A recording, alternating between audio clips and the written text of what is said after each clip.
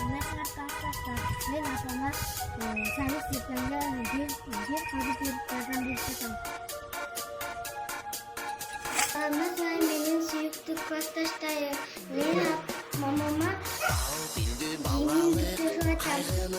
Salam benim klasteşlerim. Ruslan ben senin tavşanlığın cevap taktım. Adın tavşanlığın cevap gül.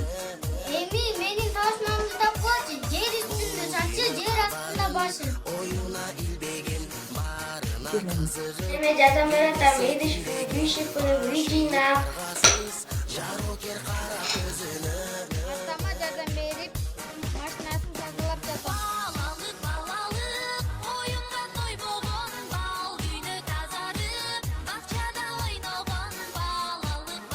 Neyse arkadaşlar, insanlar oklarına жақсылық, мен boş vaktimde Tomacadan beri İdris gibi bir oturuyorum.